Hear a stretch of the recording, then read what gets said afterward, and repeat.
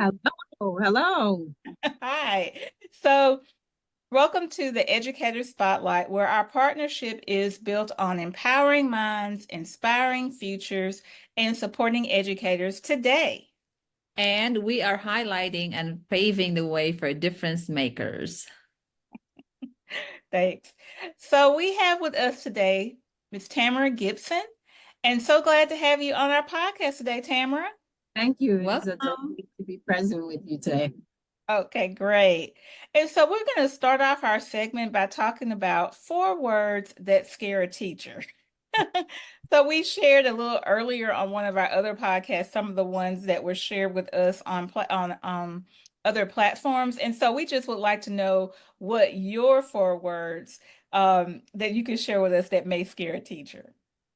Professional development and changing schedules. Professional Oh, development. changing schedule. Yes, yes, that may Mhm. scare a teacher, right?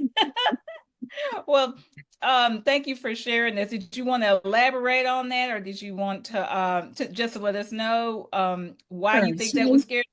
I think that as much as we are teachers and there's lots of changes that happen, the the fact that you've had your mind set in a certain way about your schedule and probably even the grade level you're going to teach, and then when they kind of come in and say, "Oh no, this is all changing," that Mhm. sometimes it throws people for a loop.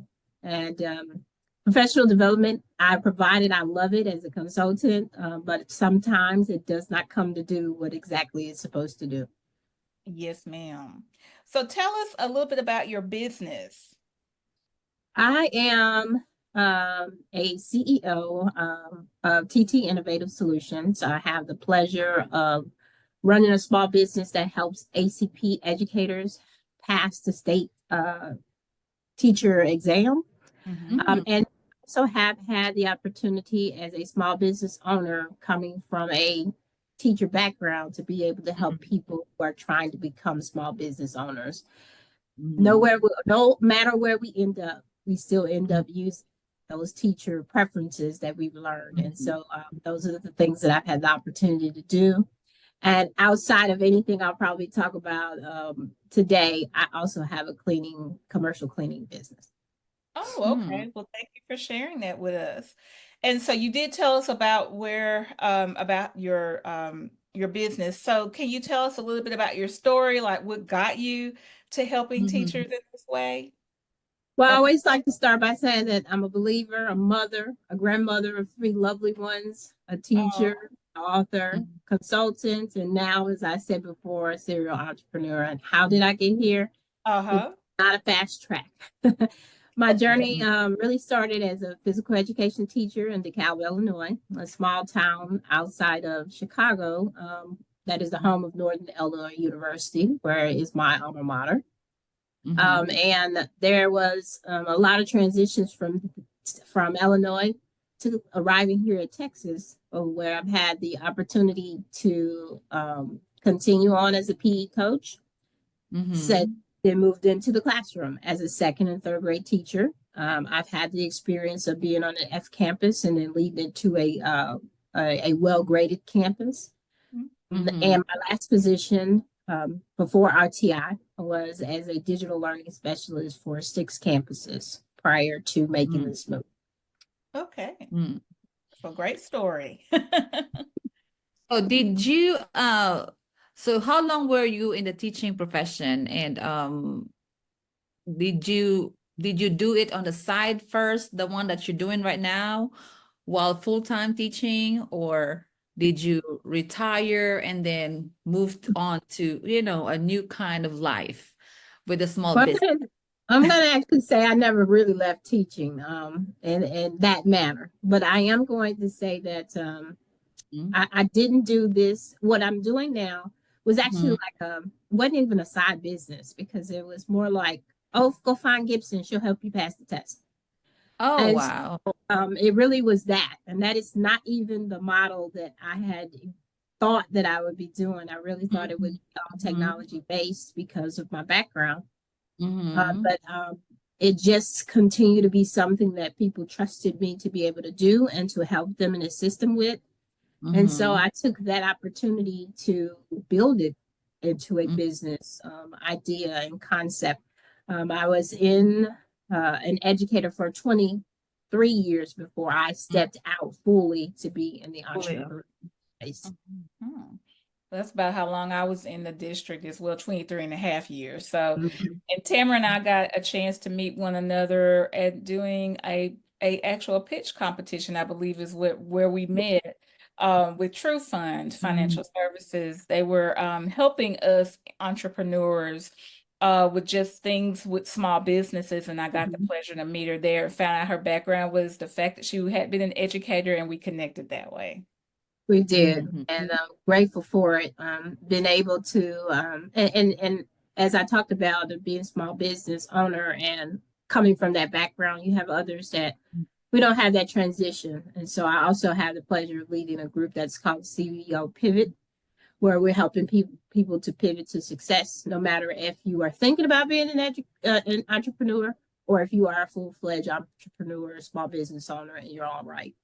Yes. Mhm. Okay. Well, thank you so much for sharing that, Tamara. So we know that you talked a little bit about what got you there in your career journey.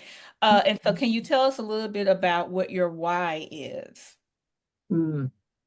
Well, I believe that all children deserve an education, and it Mhm. really should be our honor to provide it. It is an honor to provide it. And now, as a consultant and a business owner, I get to give back to educators to continue to further their reach and also continue to service the students that were once me. Mm-hmm. Mhm. Yeah, right.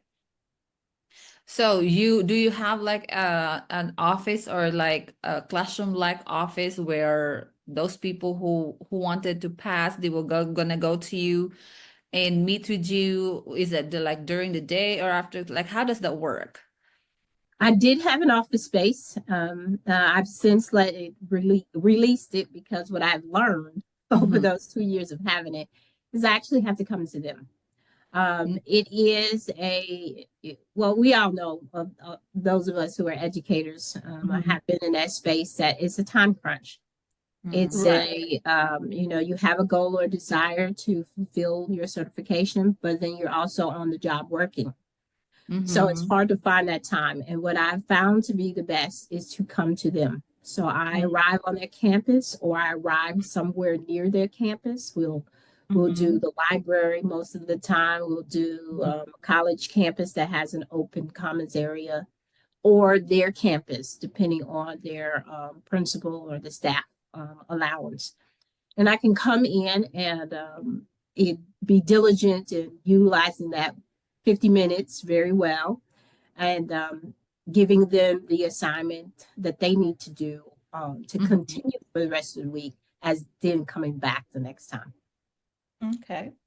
Well, thanks for that. And so we know that part of when we talked about having you come on our segment, you had on here educator to entrepreneur, transferable skills from educator that can help you excel as a CEO. Would you like to talk a little bit about that?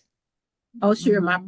pleasure. Okay. I think that being groomed in the manner that I have been, I've had the pleasure of working for urban school districts. And Mhm. everybody knows we don't always have what we need, but we make things work. And so one Mhm. of those is just being able to piece things together, to come up with new and creative and inventive ideas in order to be successful. That's one thing that I know that I bring to the table, as well as this modge podge of different spaces that I've been in, be it the classroom itself, which is all of the transferable skills that comes from that. You being a planner, you knowing how Mhm. to do your time management. That's another course and another portion of my small business that I do quite a bit.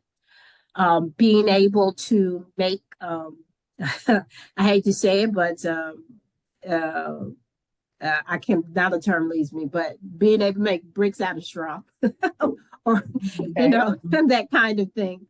But those are all a part of the resilience that comes with being in certain spaces. And I'm not going to just say educators, but I'm going to say that those areas provided me with a certain resilience. This idea of, yes, I know that I might not have everything that I need right now, but there is a will, there's a way. I'm going to figure that will and that way out. I think that's one of the best things that you could have underneath your belt going for any type of change in any position because it disrupts your schedule. You know, when you've done a schedule, I think for myself, 20 plus years of knowing when I'm coming in, when I'm going to leave, when I'm going to get paid, those kinds of things, to going to now have to go get my own. Yes. A very Right. different perspective. Yes. A Yes. very different mindset altogether. It is mindset. And Yeah. when you have had all of those other things that I talked about earlier, it helps you with that. And you know that the hard work that you're putting in will pay out. The things that you're putting out are productive, and the networking that you need to do in order to make your vision come alive. Yeah, true. So did you really have that, did you see yourself that, like, in your earlier years when you were teaching? Because like some people have the vision, but they will wait for years for it to really come alive and taking the leap of faith. And most of the people that we interviewed here, they always have the, they have the plan, they have the will, but they always wait for some years for it to come into reality. So when you were younger, were you really thinking that you want to plan to be an entrepreneur one day? I did have an opportunity there. So I will say that, and I think I was either 16 or 17. We had I can't remember the name of it, but it was a business that came, and we would do these competitions with the business, and the name escapes me right now. But that particular service helped us to learn how to take a product, build the product, and then sell the product. So I had that little inkling of that during that time. And then I had my children some years later, and I thought to stay at home. Then I would do this this in-home daycare, all of these different things. But I'm not different from the other people that have been on your spotlight. I did not, I did not necessarily see a way at that time. And I played it very safe for a number of years because I was a single mom taking care of my kids, and I just didn't see that opportunity at that time. Right. My kids being older, being able to take care of themselves, now is the time for mom to go back and see if this thing will work. So how long have you done your consultant business? And you also mentioned that you have a cleaning. Yes, ma'am. So on the side. So from teaching, but those are all good, products. Like it doesn't matter what kind, as long as you're able to thrive with the business. And I agree with you. It really doesn't matter. It really is the resilience you have within you. The outlook that I had 4 years ago is how long I've been into this. Is that I'll try for a year.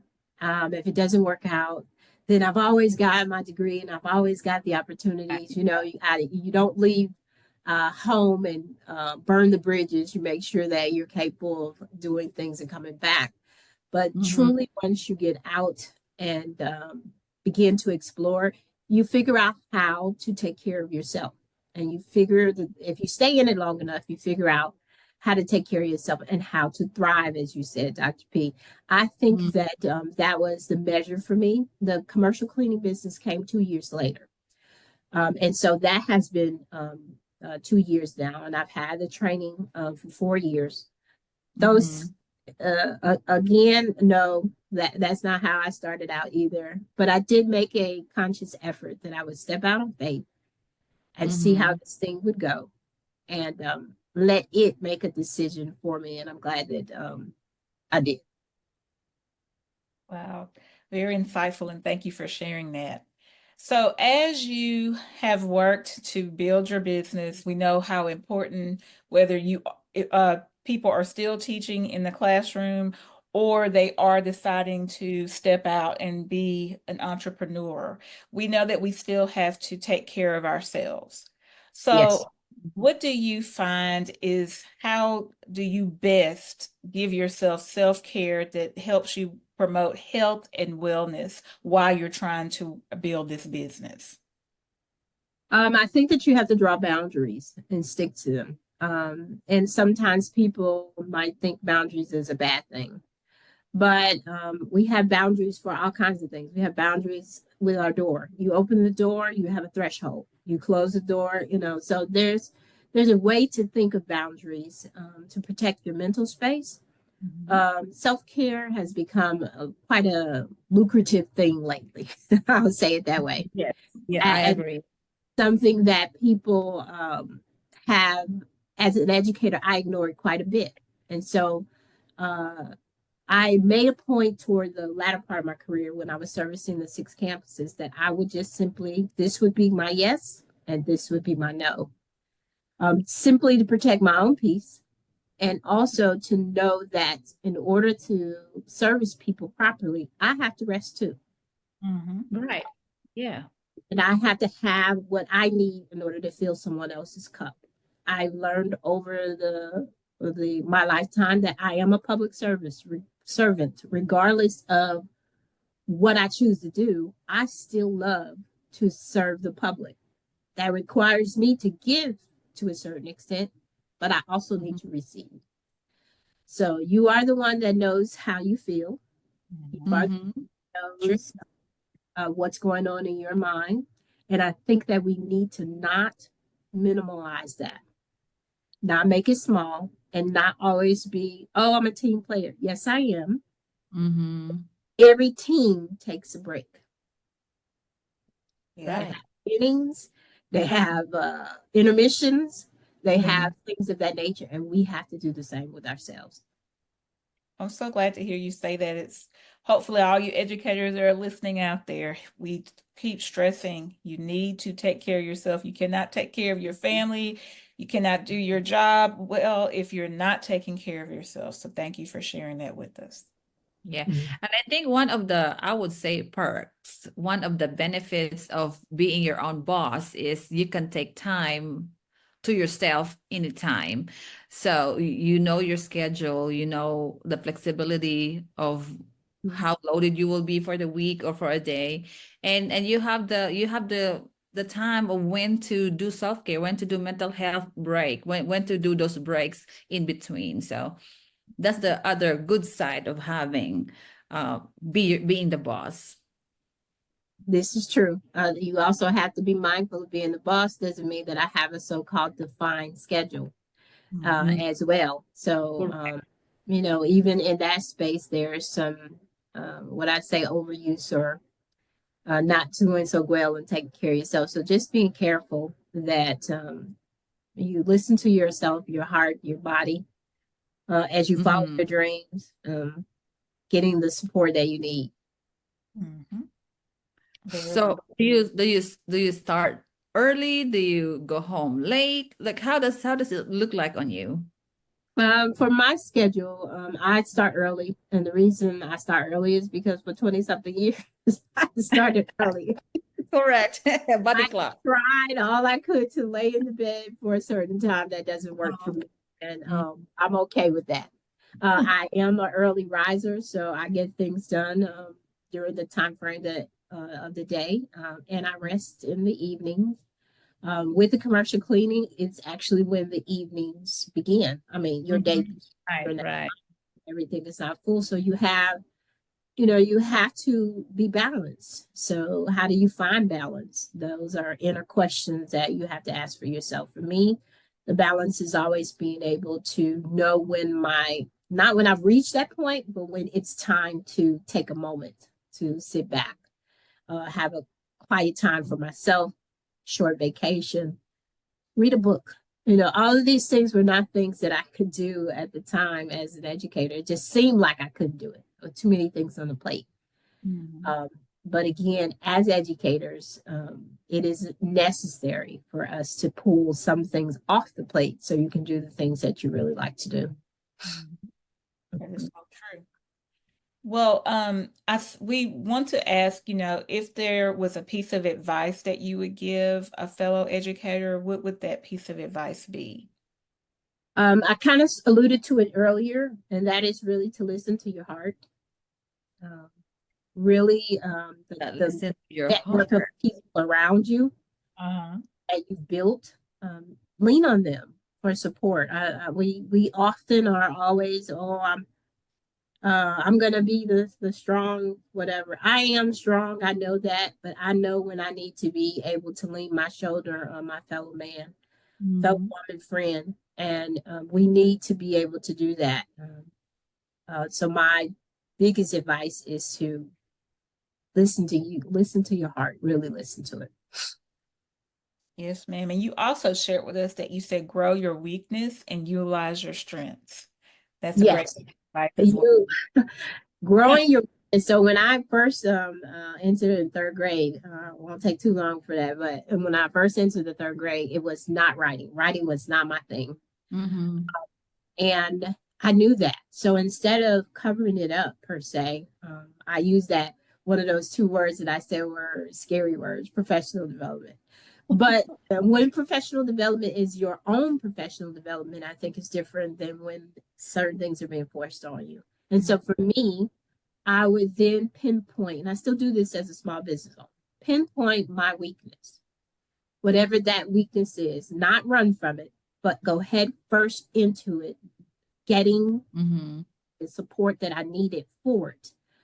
And that particular thought pattern then allowed me to be able to build up my strengths enough to author my own book. And I'm getting ready to do the second book. So it's, you have the ability to learn whatever it is you want to learn. Mhm. And I would definitely say piggyback on that to strengthen those things because it doesn't have to remain a weakness.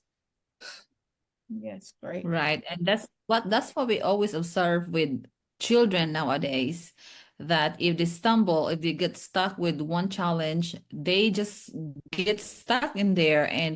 And as teachers, that is our role to really inform and teach them how to go beyond and overcome, because most children that I know, they just, and then they will fall into doing something, misbehaving, disrespecting and other things, because they felt like that's the end of the road for them.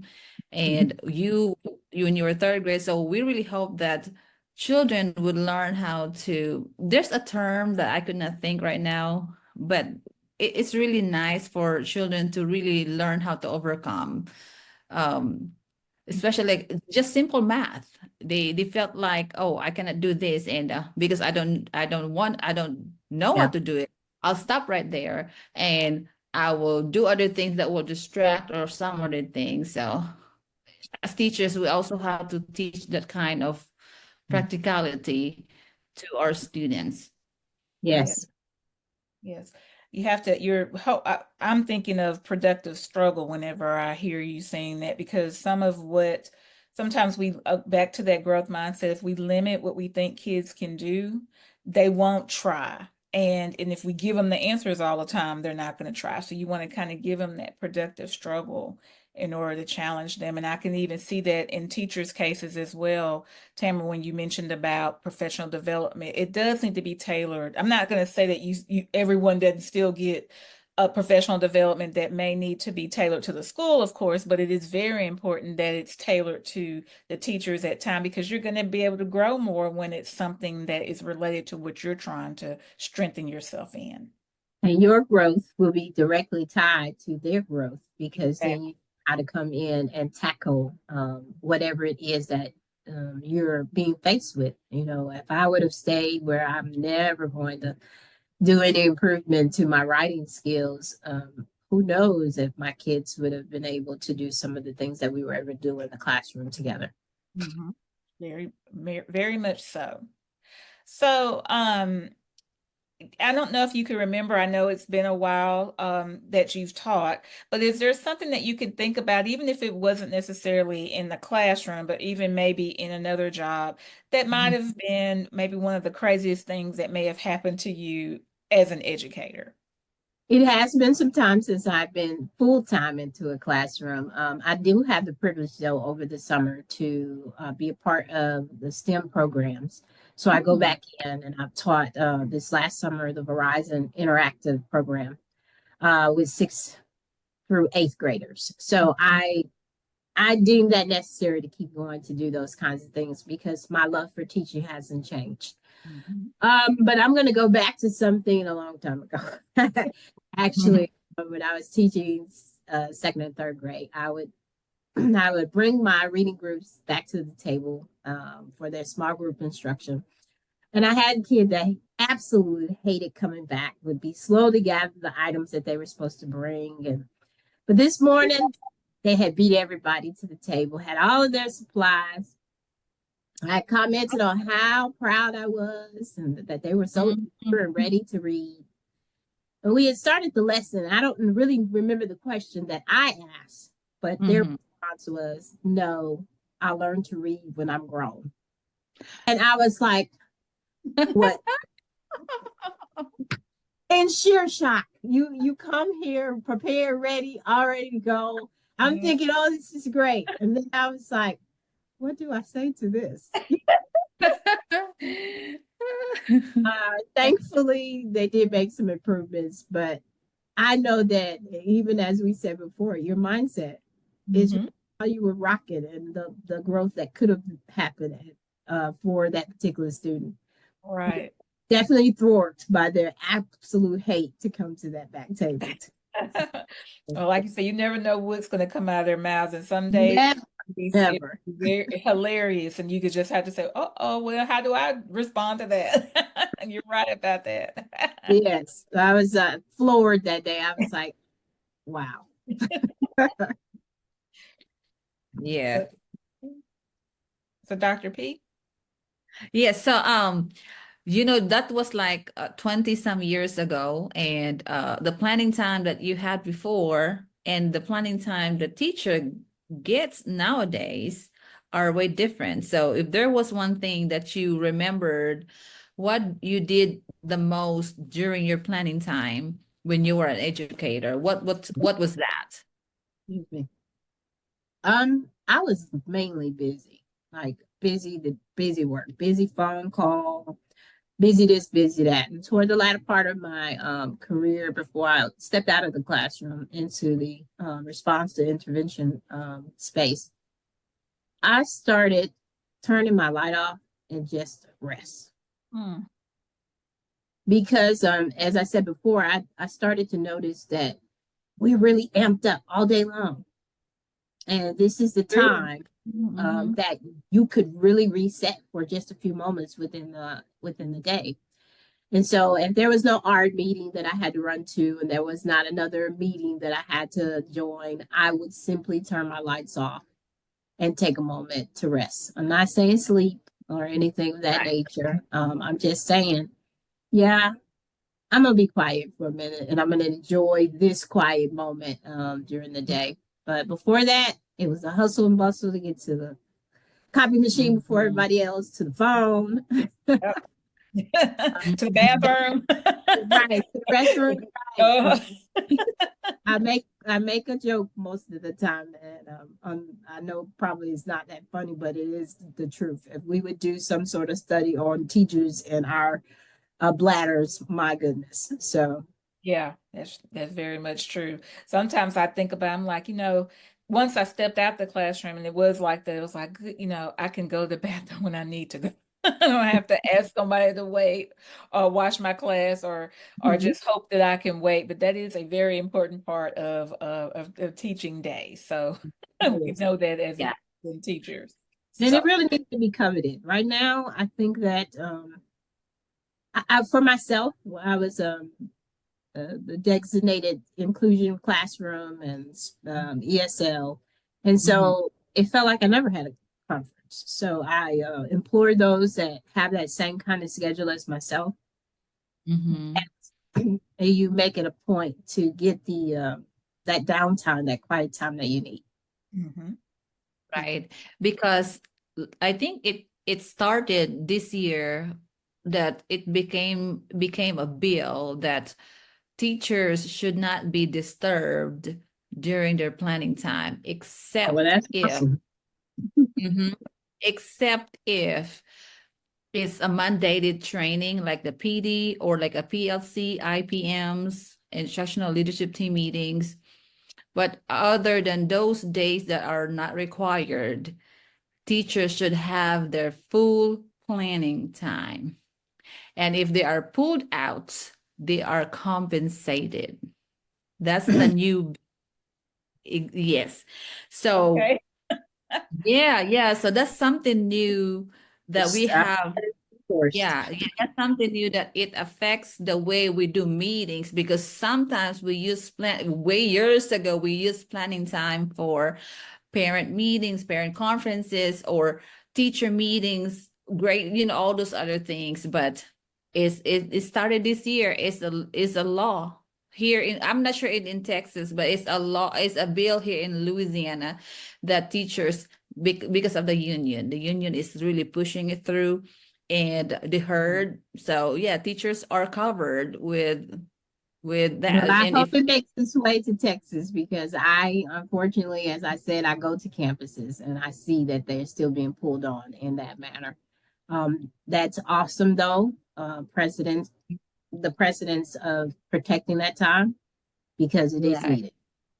Yes. Yeah, and then with regards to, like, I know teachers have all day teaching, and sometimes we want to have a little break. In our school, I'm not sure what that, well, in my previous school we don't have it, but we have what we call code.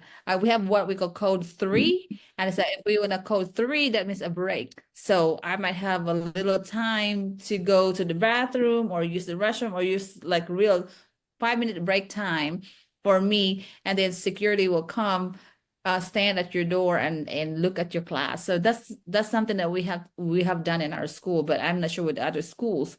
But yeah, teachers are, we have the time too. It's code 3, a little break, and I've heard a lot of teachers coding 3 because they need it. Yeah. Yeah. And I just want to say, I think about, yes, it's needed to have a planning time because you don't want to have to do everything after school or before. So Yeah. that time should be for planning. And I can understand, maybe once a month or, depending on what you're doing for your data, but it is a lot if you're having them do something every week and almost every other day, you're doing something that's not really related to you being able to use your planning period to plan for your students' outcomes. And we can see how that could be, a challenge for teachers as well. So I had not heard that, Dr. P. I'm glad that you shared that. That's Yeah, something new as well. it's in effect, in our district here in Shreveport, we have that in full effect. Okay. Planning time. That's awesome. It's planning time. Okay. Well, glad to hear that. So, knowing that part of the name of your company talks about innovative solutions and knowing that you did a lot in the tech space, what Yes. is your favorite thing about technology? I'm sure it's a whole lot. Mhm.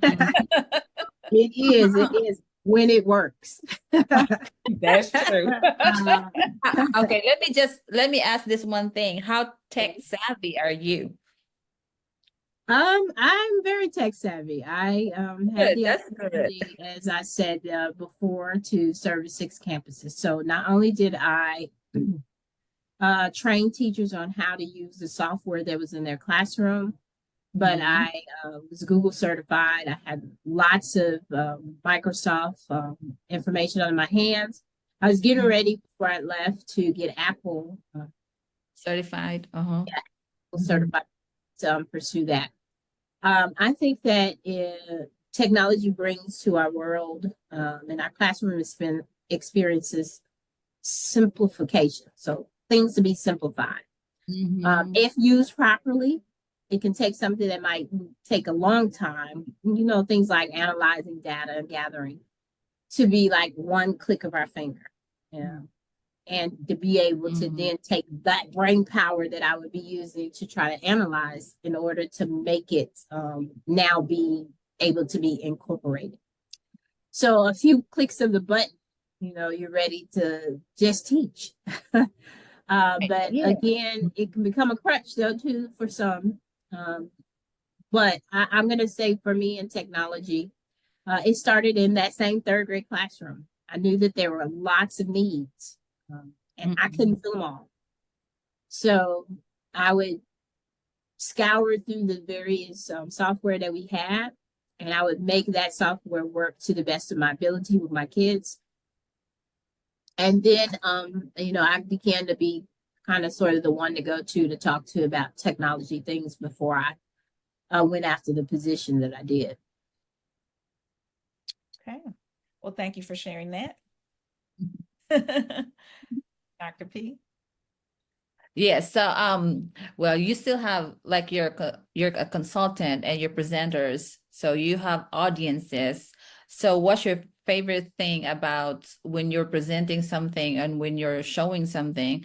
What's one thing that you cannot forget from either presenting or either talking to your students, or like I know that you are helping them to pass. So what's one thing that you will not forget when you are, teaching or presenting? I think that the instant connections, building relationships. Mm. So you do that regardless of what your title is. If you do it well, then it comes back to you well as well. I mean, I've said that well 3 or 4 times Yeah. within this, but Mhm. honestly, I've had the opportunity to present for some large conferences. Mhm, mhm. Crowd, 1 or 2 people, I present in the same fashion, and that is whomever is in the room is in the room. They came, I should give them 100% of my attention. They should be able to walk away with, and that's something I start the training out with. You should be able to walk away with something new that you didn't know, or to reignite something that you did begin to start and go back to.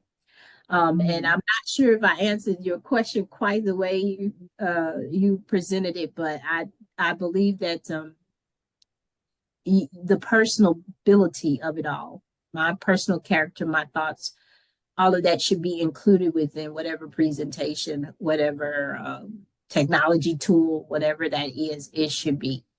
For technology in particular, I'm gonna go back to something y'all asked me before. It should Mhm. not just be a replacement of that. It should be an enhancement.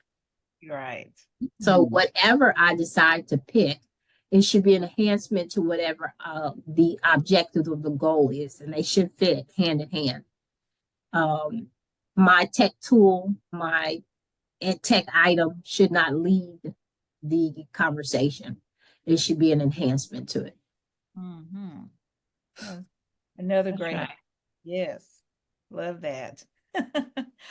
Well, as we start to wind down, we're going to ask for you to share where your listeners can learn more about, where our listeners can learn more about you. If you offer we know that we talked about your services, if you offer a product, anything that you'd like to share with us. And then we're going to end with Dr. P asking about a quote. So we'll do that. No Mhm. worries. Well, I can be found at ttinnovate.com. That's our website. We have some upcoming boot camps for test prep for EC 391 through as well as PPR 160 and special ed 161 exams. I'm looking forward to helping those educators that are ready and willing to prepare to pass. Mhm. And there's educators that are looking to pivot from education or to enhance what they already had, add something on. I can be found at info@ttinnovate.com. Mhm. Um, and all social media platforms, TT Innovates with an S at the end. Okay, TT Insights. Okay. Mhm. All Yes, right. because I'm a special education, but here in Louisiana, I know every state they have their own kind of state assessment. So Yes. yeah, that's the thing. If you're from other state and you want to move to another state because they have different kinds of state assessments, so you're the go-to person if they want And to. and it doesn't matter what state you're in. The concept of my test prep program works regardless. So I have another candidate that just finished, and she lives in Indiana. Mm. Oh, yay. So you are statewide. Yes. So that's the best part right there. Okay, so we've talked a lot of things, you've shared a lot of things for us. So Mhm. what's your favorite motivational quote that you want to leave here for this interview? Motivational quote. I think that let love guide you. Oh, Um, is my favorite quote. My love for people has guided me to education. My love for information and a desire for adventure has led me to be a small business owner. So if you let love guide you, um, there will be wonderful opportunities for you to be able to be loved back. So I'll say that. Well stated. that- Well stated. Well, that's so wonderful. yes. So we want to thank you for taking the time to talk with us today to share your insights and your experiences with our audience. It's a pleasure just being able to spend this time with you, and just thank you for what you do each and every day. And I Thank want to you. thank you both for the opportunity to share your platform with me. It is a wonderful opportunity for educators to glean from us. We've made some great gains, but also some great mistakes. Yes. I learn from it and move Yes. forward. So That's thanks again. No worries. Thank you both. bye. Bye bye, you all. Until next time.